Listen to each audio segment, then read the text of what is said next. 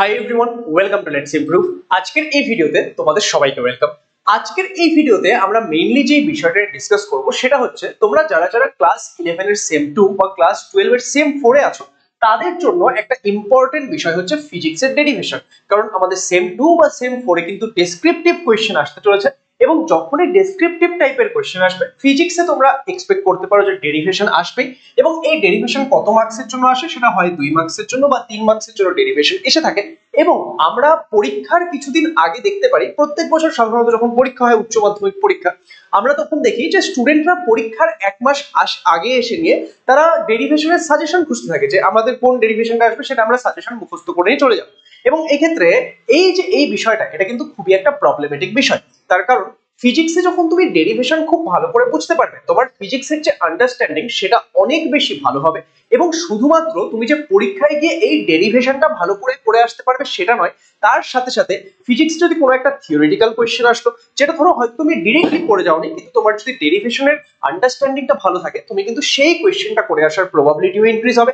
And যখন তুমি numerical question solve করবে সেটা আইদার তোমার বোর্ড এক্সামের জন্য হোক বা বিভিন্ন কম্পিটিটিভ এক্সামের জন্য হোক, যখন তুমি এই ডেরিভেশন গুলো ক্লিয়ার থাকবে তখন কিন্তু তোমার সেই নিউমেরিক্যাল কোয়েশ্চেন সলভ করাতেও অনেক বেশি হেল্পফুল হবে। তো সেই জন্য তোমরা যারা যারা ক্লাস 11 এর সেম 2 তে আছো বা যারা যারা ক্লাস 12 এর সেম 4 এ আছো তাদের জন্য এই ডেরিভেশন পার্টটা বোঝা খুবই ইম্পর্টেন্ট। কেউ এটাকে মুখস্থ করবে না।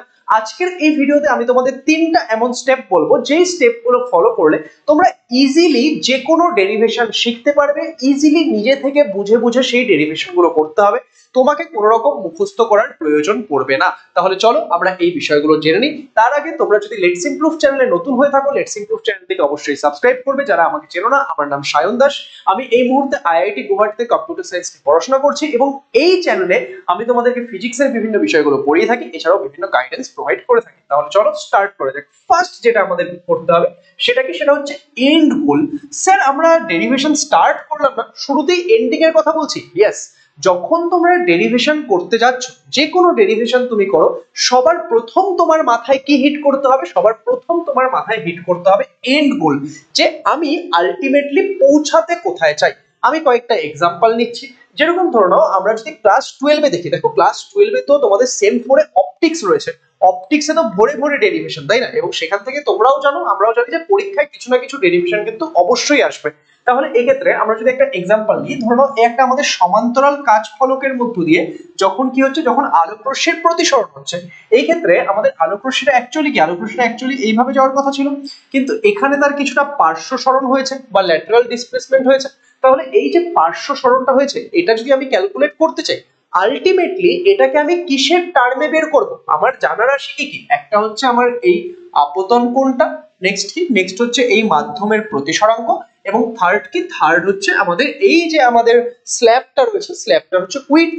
তাহলে আলটিমেটলি আমাকে এই যে আমাদের পার্শ্ব সরণটা সেটা কি, সেটা I1 মিউ এবং টি এর টার্মে বের করতে হবে। তাহলে এই যে এন্ড গোলটা সেটা আমার মাথায় ফিক্স করে নিতে হবে যে আমি যাই করি না করি আমাকে শেষ পর্যন্ত কি করতে হবে, সমস্ত ইকুয়েশন থেকে যা কিছু আছে সব সরিয়ে আলটিমেটলি এই তিনজনের টার্মে আনতে হবে। কাকে? এই পার্শ্ব সরণকে। তাহলে আমার একটা গোল ফিক্স হয়ে গেল যে এটাকে এই তিনজনের রেসপেক্টে আমাকে রিপ্রেজেন্ট করতে হবে। আমি যদি একটা দর্পণ নিই, গোলীয় দর্পণ নিই, এবং সেখানে যদি আমি প্রুফ করার চেষ্টা করি যে r ইকুয়াল টু 2f হয়, তাহলে সেখানে আমার মাথায় কি আসবে, যে আমার এই যে এইটুকু ডিস্টেন্স r এবং এই যে এইটুকু ডিস্টেন্স f, এই দুটোকে আমাকে আলটিমেটলি রিলেট করতে হবে। তাহলে এখানে আমি যত কিছুই ড্র করি না কেন, ঠিক আছে, ওকে, এখানে আমি যেই ড্র গুলো করছি, তাহলে সেই যে ড্রয়িং গুলো আমি যখন করব আলটিমেটলি আমার এই যে ডিস্টেন্স গুলো, সেই ডিস্টেন্স গুলোকে আমাকে এই r এবং 2f এর টার্মে আনার চেষ্টা করতে হবে। তাহলে এই যে এন্ড গোলটা, এটা তুমি সবার প্রথমে একদম ফাইনালাইজ করে নেবে। এন্ড গোল যখন ফাইনালাইজ হয়ে যাচ্ছে, নেক্সট আমরা কোথায় যাব? নেক্সট আমরা যাব হচ্ছে স্টার্টিং পয়েন্ট। ইয়েস, দেখো আমরা জিনিসটা উল্টো করছি। শুরুতে আমরা এন্ড গোল ফাইনালাইজ করলাম, দেন আমরা কথা বলছি যে আমরা কোথা দিয়ে স্টার্ট করব। এবার কোথা দিয়ে স্টার্ট করব, দেখো তোমার মাথায় এন্ড গোলটা ফিক্স হয়ে গেছে, যে তুমি যখন এক্সাম্পল, আমরা একটা যেই এক্সাম্পলটা ধরেছি সেই এক্সাম্পলটা ধরেই চলছে। যারা ক্লাস 11 আছো, এই এক্সাম্পলটার মাধ্যমে তোমরা বুঝতে চলো তোমাদের যে ডেরিভেশন গুলো আছে তোমরা সেই ডেরিভেশনের ক্ষেত্রে এগুলো অ্যাপ্লাই করবে। ওকে, তো দেখো আমাদের এই এক্সাম্পলটা যদি আমরা বলি, যে এখানে আমরা এই যে এই ডিসটেন্সটা এক্স, এই ডিসটেন্সটা বের করতে চাই, তাহলে এই এক্স ডিসটেন্সটাকে আলটিমেটলি আমি কিসের টার্মে আনতে চাই, I1 মিউ এবং টি, এদের টার্মে আমি রিপ্রেজেন্ট করতে চাই, তাই তো? তাহলে এর জন্য আমি এবার স্টার্ট করব কোথা দিয়ে? দেখো স্টার্ট আমরা কিভাবে করব, যে আমাদের কাছে যেই জিনিসগুলো অ্যাভেলেবেল রয়েছে সেটার সঙ্গে আমার যেটা লাগবে সেটাকে কোন রকম ভাবে আমি রিলেট করার চেষ্টা করব। এক্সাম্পল, এখানে আমার কাছে I1 আছে, তোমরা জানো এখানে আমাদের কাছে R1 আছে, এখানে R2 আছে। যদি পুরো ছবিটা ড্র করি, যারা করেছো তারা বুঝতে পারছো। তাহলে এখানে আমি যদি এক্সাম্পলটা নিই, আমাকে এই ডিসটেন্সটা বের করতে হবে, তাই তো? এবার এই ডিসটেন্সটা যদি আমাকে বের করতে লাগে, সেটাকে আমি আমার যেই জিনিসটা প্রয়োজন সেটার সঙ্গে কোন রকম ভাবে রিলেট করার চেষ্টা করব। তাহলে আমি এখানে কি দেখতে পাচ্ছি, এখানে দেখতে পাচ্ছি এই ডিসটেন্সটা আমার প্রয়োজন। এবার এই যে এই ব্লু কালারের ডিসটেন্সটা, এটা কি আমার দরকার আছে? না। তাহলে এটাকে এই যে এই জিনিসটা, এটার সঙ্গে এই যে আমাদের এখন যে আমি ব্লু কালারের ড্র করলাম, অ্যাকচুয়ালি যেটা গ্রিন কালারের লাইনটা ছিল তার সঙ্গে রিলেট করে কোন রকম ভাবে আমি আপকামিং এ গিয়ে এই টি এর সঙ্গে কানেক্ট করতে পারবো। কারণ দেখো এই লাইনটার সঙ্গে যখন রিলেট করব, এই ডিসটেন্সটা কি, এই ডিসটেন্সটা টি, তাহলে এর সঙ্গে এটাকে কানেক্ট করার প্রবাবিলিটি বাড়বে। তাহলে এইভাবে আমি দেখবো যে কোন রাস্তায় গেলে আমি কি করতে পারবো, কোন রাস্তায় গেলে আমি জিনিসটাকে প্রসিড করতে পারবো। তাহলে সেই রকম একটা পয়েন্ট থেকে আমরা আমাদের যে স্টার্টটা, সেই স্টার্টটা করব। তাহলে এবার আমরা কি করে নিয়েছি, আমরা এন্ড ডিসাইড করে নিয়েছি এবং আমরা স্টার্ট করে নিয়েছি। এন্ড এটা যখন হয়ে যাবে, তখন এবার আমাদেরকে মাঝখানের যে বিষয়গুলো সেগুলো নিয়ে প্রসিড করতে হবে। সেটা কিভাবে করবে চলো দেখা যাক। কিন্তু তার আগে তোমাদেরকে একটা কথা বলি, তোমরা যদি ফিজিক্সটাকে সত্যি ভালোভাবে শিখতে চাও, বুঝতে চাও, তোমরা কিন্তু আমার থেকে ফিজিক্স পড়তে পারো। আমাদের লেটস ইমপ্রুভ অ্যাপে এন্ড গেম ব্যাচের মধ্যে অলরেডি প্রচুর স্টুডেন্ট পড়ছে, তোমরা তাদের থেকে ফিডব্যাকও নিতে পারো যে এখানে আমি কোন লেভেলে গিয়ে ফিজিক্সটা তোমাদেরকে বোঝাচ্ছি, ফিজিক্সটা তোমাদের শেখাচ্ছি। ফিজিক্স এমন একটা সাবজেক্ট নয় যেটা তুমি মুখস্থ করবে, এটা হচ্ছে এমন একটা সাবজেক্ট যেটা তুমি খুব ভালো করে শিখবে। এন্ড শুধুমাত্র ফিজিক্স নয়, আমাদের এন্ড গেম ব্যাচের ফুল পিসিএমবি ব্যাচও রয়েছে।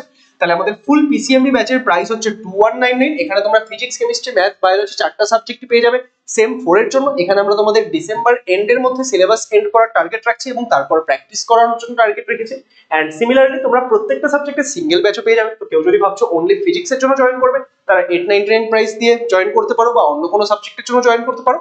সব থেকে বেশি সাজেস্টেড সেটা হচ্ছে তোমরা ফুল ব্যাচ জয়েন করো, কারণ সেখানে তোমরা 219 এর মধ্যে সমস্ত সাবজেক্ট গুলো পেয়ে যাবে, ফিজিক্স, কেমিস্ট্রি, ম্যাথ, বায়োলজি।